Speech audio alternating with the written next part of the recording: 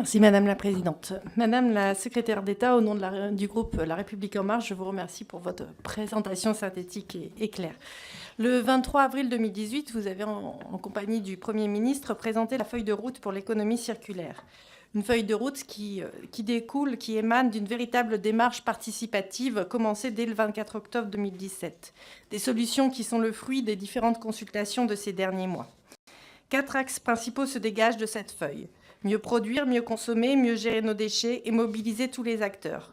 Comment, en somme, en 50 mesures concrètes, changer de modèle économique et passer d'une économie linéaire à une économie circulaire? Le constat est simple, inéluctable. Les ressources de notre planète s'épuisent alors que les déchets s'amoncellent, certains posant de très sérieux problèmes écologiques. La vie s'étouffe. Certes, les consciences sont éveillées ci et là, des voix se sont élevées et des initiatives ont vu le jour. Mais pour donner de l'ampleur au mouvement, il est nécessaire de coordonner, de promouvoir, de simplifier parfois, d'inciter aussi et d'impliquer surtout chacun, citoyen, association, collectivité, acteurs privés, pouvoir public. Parmi les différentes mesures évoquées dans cette feuille très complète, vous me permettrez de ne vous interroger plus avant que sur certains points.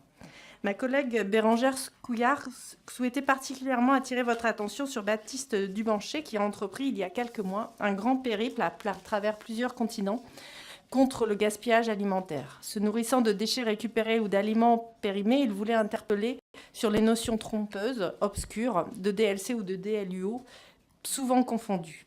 Madame la ministre, que pensez-vous de la suppression ou au moins de la modification de cette petite phrase, bien connue, à consommer de préférence avant le, qui en réalité favorise le gaspillage, un gaspillage qui représente 100 kg de nourriture jetée par personne chaque année? L'objectif de 42 de la feuille de route s'intitule « Sensibiliser et éduquer », un thème cher à mon collègue Jean-Luc Fugit et à moi-même. Tous les deux issus respectivement du milieu universitaire et de l'enseignement secondaire, nous vous avons déjà interpellé personnellement sur la question de l'éducation au développement durable. Nous sommes persuadés que l'avenir se construit d'abord sur les bancs des écoles, qu'il s'agisse de sensibiliser nos enfants ou de former les acteurs de demain aux nouveaux métiers. Madame la ministre, quelle coopération est envisagée avec le ministère de l'Éducation nationale ? Enfin, je parlerai un petit peu de ma circonscription où un projet global éco-citoyen a été lancé il y a quelques mois. EcoWay. Il s'agit de sensibiliser la population des Flandres, et nous le comptons bien le monde entier ensuite, aux défis d'avenir.